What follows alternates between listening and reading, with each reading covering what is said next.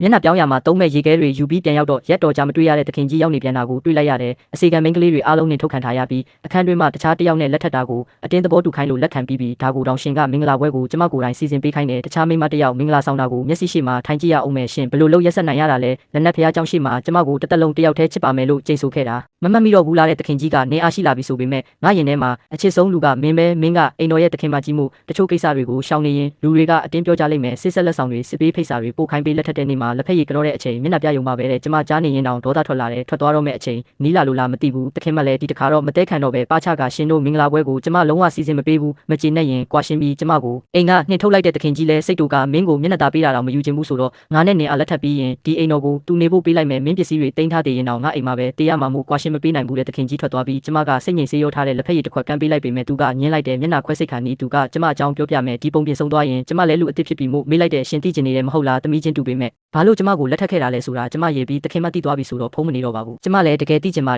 ယ်သူနှစ်နှစ်သားအရွယ်မှာဖခင်ကယာရုပြောင်းသွားတာကြောင့်မယားငယ်ထားမှာဆိုလို့မိခင်ကအတူလိုက်သွားခဲ့တယ်သူ့ကိုတော့အဖွားစီမှာထားခဲ့တယ်အဖွားကမိန်းကလေးမုန်းတာမို့နေတိုင်းအစေခံဖွားကြီးတွေနဲ့ပဲကြီးပြင်းခဲ့ရတယ်နည်းနည်းနားလည်လာတော့တခြားကလေးတွေလိုသူ့မိဘတွေဘယ်မှာလဲလို့မေးတော့အစေခံတွေကနှစ်တစ်ကူရောက်ရင်မိဘတွေလာခေါ်မှဘာလို့ပြောတာကြောင့်သူတစ်နှစ်ပြီးတစ်နှစ်ဆောင်ခဲ့တယ်သူရှင်းနှစ်ပြည့်မှဖခင်က9နှစ်အရွယ်ညီမလေးတစ်ယောက်ကိုပါခေါ်ပြီးပြန်ရောက်လာတယ်ကလေးဘဝကလေးကခွဲနေရတော့မိဘတွေနဲ့မရင်းနှီးတော့ပဲသူ့ထက်ညီမလေးကိုပဲချစ်လာကြတယ်ညီမလေးမျိုးတော်ရောက်တဲ့ပထမဆုံးမိဘပွဲနေ့မှာသူ့ကိုအိမ်မှာထားခဲ့ပြီးညီမလေးကိုပဲအပြင်ခေါ်သွားတယ်ဒါပေမဲ့လူရှုပ်တဲ့ပွဲမှာညီမလေးပျောက်သွားခဲ့တယ်မိဘတွေက6လလုံးရှာပေမဲ့မတွေ့ခဲ့ဘူးနောက်ဆုံးဘေးရင်ဆရာကိုမေးတော့အမကြီးရဲ့နာမည်ကိုညီမနဲ့သက်ဆိုင်တဲ့နာမည်ပြောင်းလိုက်ရင်ညီမပြန်လာလိမ့်မယ်လို့ပြောတာကြောင့်ဒီလိုနဲ့ညီမကိုဆုံးရှုံးပြီးနောက်သူ့နာမည်ပါထပ်ဆုံးရှုံးခဲ့ရတယ်သူပြောနေတဲ့အချိန်တိုင်းမိဘတွေကမင်းကတော့အိမ်မှာစိန်ခံနေရပြီးညီမလေးကဘယ်နေရာမှာဒုက္ခရောက်နေလဲမသိဘူးညီမတော့မတွေ့သေးဘူးမင်းကဘာလို့ပြောနေရတာလဲမင်းဝတ်တဲ့လက်ဝတ်လက်စားတွေအကုန်ညီမနဲ့ပို့လိုက်မှလို့အမြဲပြောကြတယ်ကြာလာတော့အပြစ်စိတ်ရှိလာပြီးမိဘတွေသဘောကျအောင်အမြဲမျက်နှာချိုသွေးနေခဲ့ရတယ်မိဘတွေယောဂအပြင်းထန်ခံစားနေရတော့သူတို့ကိုကုသပေးဖို့ဆရာဝန်စီ3ရက်တိုင်တိုင်ဒူးထောက်ပြီးတပိတ်ခံခွင့်တောင်းခဲ့တဲ့နောက်ဆုံးဆေးပညာတင်ယူခွင့်ရခဲ့ပြီးအစွမ်းကုန်ကုသပြုစုပေးခဲ့တာကြောင့်မိဘတွေကတဖြည်းဖြည်းကျမအပေါ်နှွေးထွေးလာခဲ့တယ်ဒါပေမဲ့နေအားပြန်ရောက်လာတဲ့နေ့ကစပြီးအဲ့ဒီနှွေးထွေးမှုတွေအကုန်လုံးပြန်ပြောက်သွားခဲ့တယ်သူတို့ကကျမကိုရန်သူလို့သဘောထားပြီးကိုဝင်ပြက်ကြအောင်တော့ကွက်ဆင်ခဲ့ကြတယ်အဖွားစာပနာကိုတွားရင်ကျမတို့မိသားစုနဲ့တခင်ကြီးတို့မိသားစုရင်းနှီးခဲ့တာအဲ့ဒီတုန်းကတခင်ကြီးကကျမအဖေကိုဆရာတင်ပြီးစာပေတင်ခဲ့တယ်တိုက်တိုက်ဆိုင်ဆိုင်အဲ့ချိန်မှာပဲအမေကညီမလေးကိုမွေးခဲ့တာကြောင့်မိဘနှစ်ဖက်ကကလေးဘဝကလေးကဆစ်ဆက်ပေးခဲ့ကြတယ်ညီမလေးပျောက်သွားပြီးတဲ့နောက်မှာလည်းတခင်ကြီးကအိမ်ကိုမကြာခဏလာလဲခဲ့တာကြောင့်ကျမနဲ့လည်းရင်းနှီးလာခဲ့တဲ့အချစ်ကိုစသည့်တဲ့အရွယ်ရောက်တော့ကျမအတွက်တကြားလုံးတွေယူလာပေးတတ်တဲ့လူကိုတိတ်တိတ်လေးချစ်မိခဲ့တဲ့နောက်ပိုင်းအဖေကတခင်ကြီးရဲ့အိမ်အောင်ရေးကိုမနှောက်နှေးစေခြင်းလို့ကလေးဘဝကဆစ်ဆက်ထားတာကိုဖျက်သိမ်းခြင်းတယ်လို့ပြောပေမဲ့လက်မခံခဲ့ပဲဂတိကိုစောင့်ထိန်ခြင်းတယ်လို့ဆိုကအသက်16နှစ်မှာကျမချစ်ပေမဲ့မမျှော်လင့်ရဲတဲ့သူနဲ့လက်ထပ်ခွင့်ရခဲ့တယ်။သူကတစ်သက်လုံးမင်းတယောက်တည်းကိုပဲချစ်မယ်လို့ဂတိပေးခဲ့တာကြောင့်ကျမဟာအိမ်မက်ထဲရောက်နေတယ်လို့ပျော်ရွှင်ခဲ့တယ်။ဒါပေမဲ့အဲ့ဒီအိမ်မက်က4နှစ်ပဲကြာခဲ့တယ်4နှစ်အကြာမှာပျောက်နေတဲ့ညီမလေးပြန်ရောက်လာတဲ့တခင်ကြီးကညီမလေးနဲ့တညတာအတူနေပြီးတဲ့နောက်လုံးဝလူပြောင်းသွားတယ်။ကျမကကိုဝင်ပြတ်ထားပြီးအိမ်ရထဲမှာနားနေရတဲ့အချိန်မှာတော့သူကအနားမှမရှိခဲ့ဘူး။အဲ့ဒီလိုစိတ်ပြတ်အားငယ်နေချိန်မှာပဲကျမမျက်နှာပြောင်းတဲ့အိမ်တော်ကိုရောက်လာခဲ့တာပဲ။ကျမထိုးထားတဲ့အထိတ်မှာစိတ်ငြိမ်စေးပါနေတာကြောင့်တခင်မပြောနေရင်တဖြည်းဖြည်းအိပ်ပျော်သွားတယ်တခင်မရဲ့မျက်နှာအရေပြားအောက်ကပိုးကောင်က9ရက်လုံးလုံးနေတိုင်းမြင်နေခဲ့တဲ့တခင်မရဲ့မျက်နှာအရေပြားခွာပေးကရေခဲပုံးထဲထည့်လိုက်တယ်ပိုးကောင်ကတော့မျက်နှာအတစ်နဲ့အသားရည်အဝင်ခွင်ကြဖြစ်အောင်ဆက်လုပ်ပေးနေတယ်ညတကောင်ရံမှာအရေးတယောက်ကအလောင်းမိမတစ်လောင်းကိုကျမရှိပစ်ချလိုက်တယ်ကျမကအိပ်ပျော်နေတဲ့တခင်မနဲ့ဘေးကအထုပ်ကိုယူပြီးကျမအခန်းမှာ2ရက်လောက်နာခိုင်းထားပိုးကောင်ထွက်လာတာနဲ့ကျမတငယ်ချင်းမိသားစုစီလိုက်ပို့ပေးဖို့အမိတ်ပေးလိုက်တယ်ပြီးတာနဲ့တခင်မရဲ့ကတင်အောက်ကစီပုံးတွေကိုမီးရှို့ပစ်လိုက်တယ်မီးတောက်ကြီးလောင်ကျွမ်းလာတာနဲ့ကျမတစ်ပင်ပေါ်ခုန်တက်ပြီး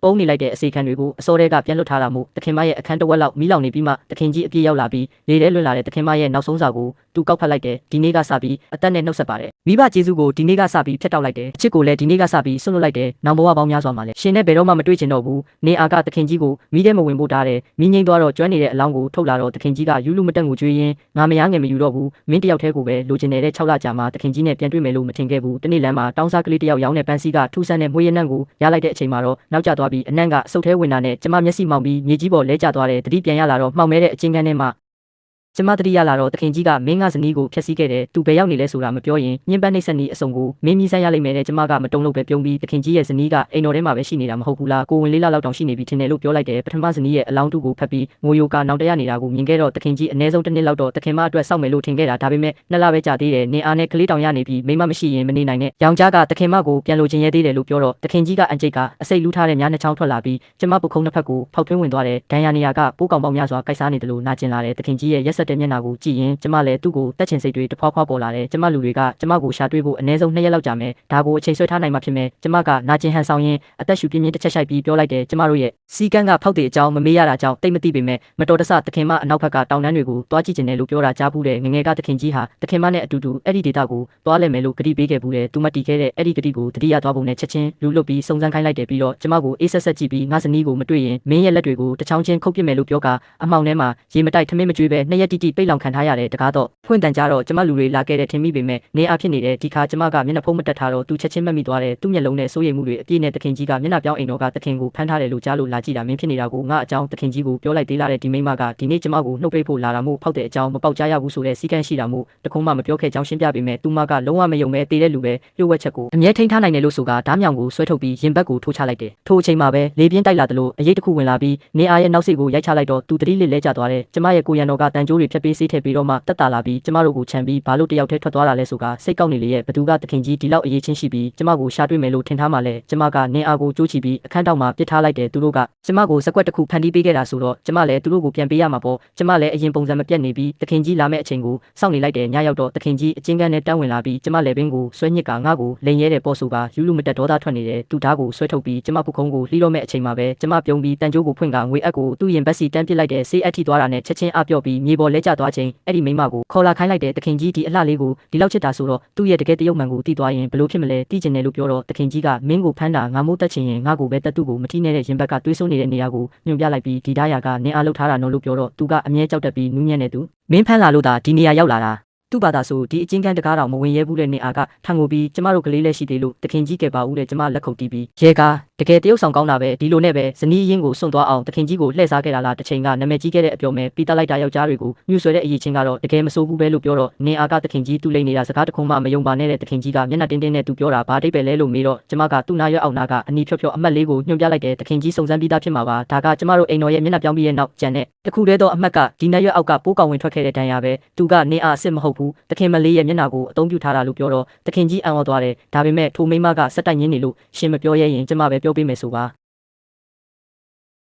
သူဟာတစ်ချိန်ကအကြော်ကြားဆုံးအပြောမဲ့ပန်းမှုတန်းဖြစ်တဲ့အသက်ကြီးလာတော့ဧည့်သည်တွေကမခေါ်တော့တာကြောင့်အိမ်ကူဖြစ်လာတဲ့သူ့အသက်က32နှစ်ရှိနေပြီတခင်ကြီးထက်တောင်အသက်ကြီးသေးတယ်လို့ပြောတော့တခင်ကြီးအံ့ဩသွားကသူချစ်ခဲ့တဲ့မိန်းမကအသက်ကြီးတဲ့အပြောမဲ့ဆိုတာကိုမယုံကျင်ဘူးကျမအထင်သေးတဲ့အပြုံးနဲ့တကယ်သာ18နှစ်အရွယ်အပြိုစင်လေးဆိုရင်ရှင့်ကိုဒီလောက်ယူသွတ်သွားအောင်ဘယ်လိုလှုပ်ဆွဲဆောင်နိုင်မှလဲတကယ်ပဲသူကပါရမီထူးတယ်လို့ထင်နေတာလားအဲ့ဒါတွေကအပြောအိမ်မှာနှစ်ပေါင်းများစွာလေ့ကျင့်ထားတဲ့နီလန်းတွေကြီးပဲတခင်ကြီးကတန်ရှင်းမှုအရန်ကြိုက်တဲ့သူကျမပြောတာတွေကြားပြီးသူ့ဘေးမှာအိတ်ခဲ့တဲ့မိန်းမကအရင်ကယောက်ျားပေါင်းမရေမတွက်နိုင်အောင်ထိတွေ့ခဲ့တယ်ဆိုတာတွေးမိသွားတော့မျက်နှာမှာယွန်ရှာတဲ့အရိပ်တွေပေါ်လာတယ်အဲ့မိန်းမကတော့အဆုံးထိဆက်ညင်းနေတော့ပဲကျမလည်းပြောစရာကုန်သွားပြီဆိုတော့တခင်ကြီးရဲ့လက်ချောင်းနှစ်ချောင်းကိုရိုက်ချိုးလိုက်တယ်ဒါကရှင်ကျမကိုတန်ကြုံနဲ့ထိုးခဲ့တာအတွက်ပြန်ပေးတာထိုမိန်းမကိုတော့ရှင်ရဲ့မျက်နှာပြောင်းထားတဲ့လျှို့ဝှက်ချက်ကိုဖော်လိုက်ပြီးမို့ကျမကိုဓာတ်ထိုးခဲ့တဲ့အကျွေးကြေပြီးကျမထွက်သွားခါနီးတခင်မလေးစစ်ရဲ့အလောင်းကမတင်ကြိုရသေးဘူးကျမရဲ့အိမ်တော်မှာရှိတယ်လို့ချင်းရင်ရွှေတုံးတရာအရင်ယူလာခဲ့လို့ပြောလိုက်တယ်ကျမပေးတဲ့တဲလွန်စာအတိုင်းရှာကြည့်တော့တခင်ကြီးကပန်းမှုတန်ရဲ့အတိတ်ကိုအကုန်တီးသွားတယ်တခင်မရဲ့မိသားစုကလည်းတီးသွားပြီးတမီးတူကြောင့်နဲ့တမီးရင်းကတော့မိထဲမှာတီးသွားရတဲ့အထိသူတို့ကိုဆုံးခွာသွားခဲ့တယ်လို့ထင်နေကြတယ်ရက်အနှင်းငယ်ကြတော့တခင်မမိသားစုကရွှေတုံးတရာယူပြီးအိမ်တော်ကိုရောက်လာတယ်ကျမလည်းရွှေတုံးတရာတဲ့ကတဝက်ကိုယူလိုက်ပြီးအလောင်းကိုတေချာစစ်ပြီးတခင်မလေးစစ်ဆိုတာအတီးပြုတ်ပြီးရင်ကျန်တဲ့တဝက်ကိုယူမယ်လို့ပြောကကျန်းနံကိုထွက်လာကြတယ်လမ်းမှာတခင်ကြီးကကျမရဲ့ယထာနာကပ်ပြီးမင်းနဲ့ဘရင်ကြီးကဘလို့ပတ်သက်တာလဲတဲ့ကျမက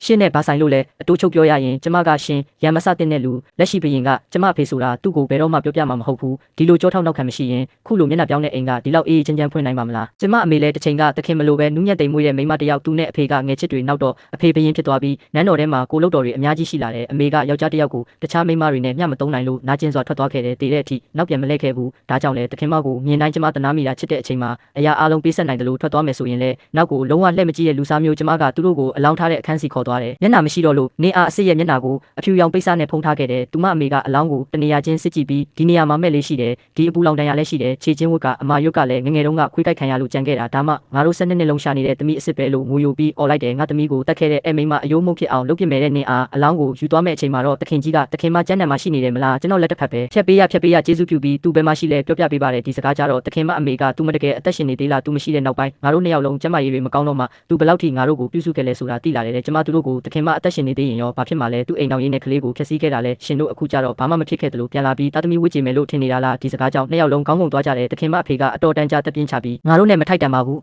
းသူကောင်းကောင်းမွန်မွန်အသက်ရှင်နေတယ်ဆိုတာသိရရင်လုံလောက်ပါပြီတဲ့တခင်မအမေကလက်ဝတ်လက်စားတွေချုပ်ပေးပြီးသူနဲ့တွေ့ရင်ဓာလေးပေးပါသူပျော်ပျော်ရွှင်ရွှင်နေစေချင်တယ်ကျမဘေးက ကအစေခံမလေးကိုတစ်ချက်ကြည့်လိုက်တော့ဘာခံစားချက်မှမရှိပဲသစိမ်းတွေကိုကြည့်နေတယ်လို့ပဲဒါကြောင့်ကျမလည်းကျမတို့အိမ်တော်မှာပစ္စည်းပို့ပေးတဲ့ဝန်ဆောင်မှုမရှိပါဘူးပြန်ယူသွားပါလို့ပြောလိုက်တယ်တခင်ကြီးကငါအသက်ကိုလိုချင်ရင်ပေးပါမယ်လူချင်းတွေ့ပြီးတောင်းပန်ခြင်းလုပ်ပါတယ်ကျမကသူ့ကိုအေးဆက်ဆက်ကြည့်ပြီးရှင်ဒီလောက်ချစ်တယ်ဆိုရင်တခင်ကြီးဆိုတဲ့ဘဝကိုစွန့်ပြီးတနိုင်ငံလုံးလှည့်ရှာလိုက်သူရှင်းရှင်းရက်နေတဲ့နေကြရင်တစ်ချက်တည်းနဲ့မှတ်မိမှာပေါ့လို့ပြောလိုက်တယ်လူအားလုံးထွက်သွားမှကျမဘေးကအစေခံမလေးကကျမကိုလှည့်ကြည့်ပြီးမတွေ့တာကြပြီးတော့တဲ့ကိုနာမည်ကိုကြောက်ချံအန်းလို့ပြောင်းလိုက်ပြီးမွေးစားအမေနဲ့အတူအပြင်မှာစေကူတာပေးနေတယ်လို့ပြောတော့ကျမကပြုံးပြီးမွေးစားအမေကရှင်သူ့သမီးအရင်မဟုတ်မှန်းသိသွားလားသူကတူညီတဲ့မျက်နှာကိုတုံးထားပေမဲ့ကျမကိုမြင်တဲ့ပထမဆုံးအကြည့်နဲ့သူသိသွားတယ်ကျမကအရင်သမီးမဟုတ်တော့ဘူးဆိုတာကျမလည်းပန်းမူတန်အကြောင်းအာနာစွာနဲ့ပြောပြပြီးကျမသာသူ့ကိုအဲ့ဒီမျက်နှာမပြောင်းပေးခဲ့ရင်သူရှင်းမိပါနဲ့ရှင်းယောက်ျားကိုလူယူနိုင်မှာမဟုတ်ဘူးလို့ပြောတော့သူကခေါင်းခါပြီးညီမရှိရှိမရှိရှိအတူတူပဲပြီးတော့တခင်ကြီးလည်းဒီလောက်လွယ်လွယ်တစ္ဆာဖောက်နိုင်တဲ့သူဆိုတော့နေအားမရှိရင်တော့နောက်တစ်ယောက်ပေါ်လာဦးမှာပဲအရင်ကျမကတေးသွားပြီးသူတို့ကိုလုံးဝခွင့်မလွတ်ဘူးကျမပြုံးလိုက်တယ်သူမတကယ်ပဲအတိတ်ကိုလွတ်ချနိုင်ခဲ့ပြီ